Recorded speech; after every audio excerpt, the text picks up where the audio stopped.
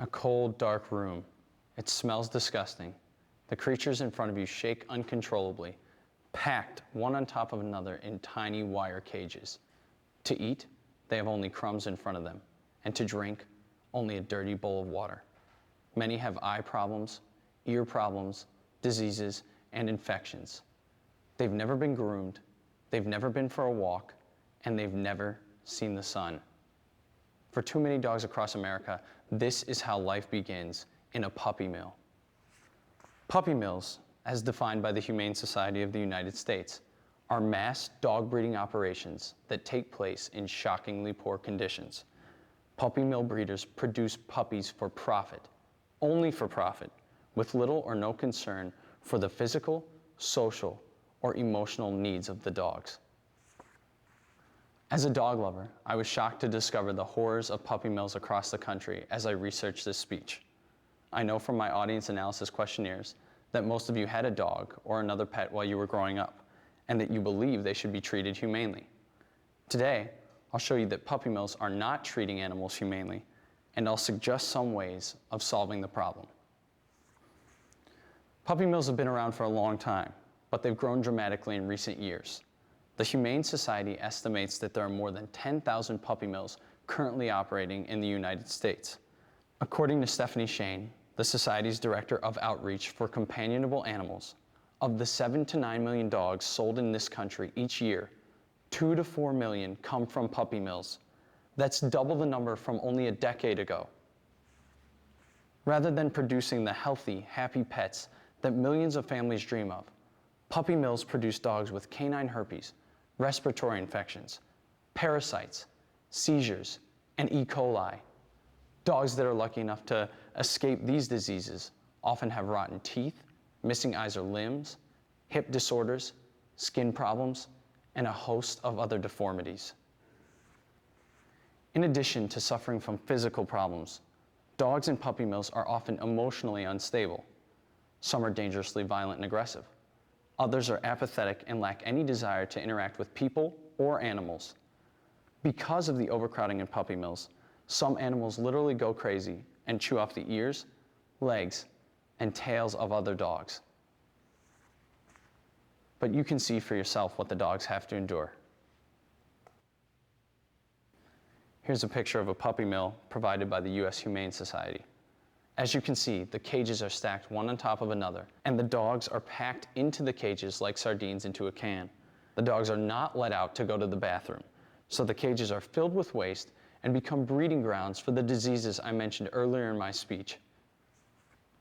You can get a better sense of how disgusting a puppy mill is from this photo, taken after the dogs were removed by animal officials. You can see how narrow the cages are and how they're crammed one against the other. You can see that there's filth and debris everywhere. Finally, take a look at a couple of individual dogs.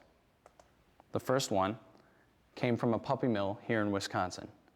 It was so malnourished that it couldn't stand up by itself, and it had lost the fur on almost all of its body.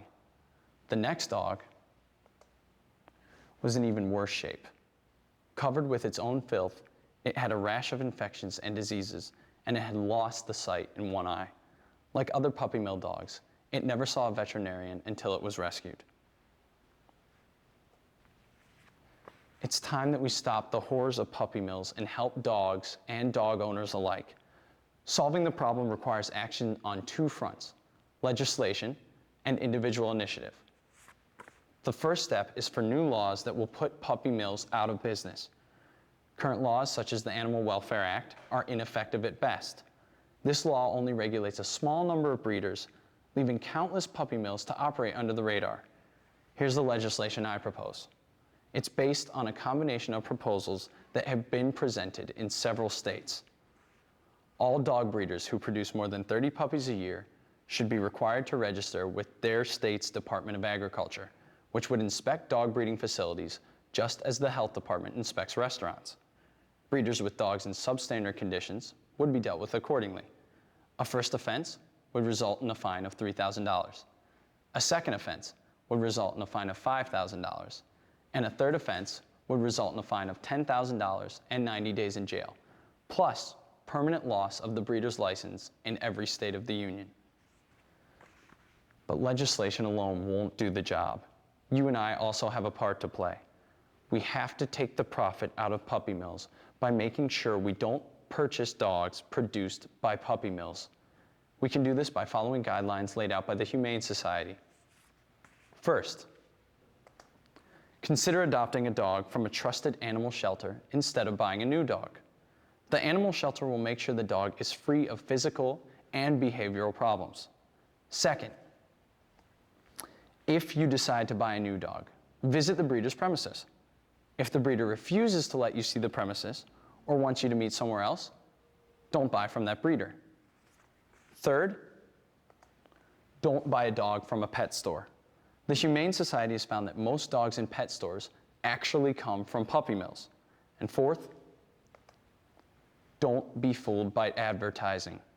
Just because an ad promises that a dog has been, quote, family raised or has a health certificate doesn't mean it's true.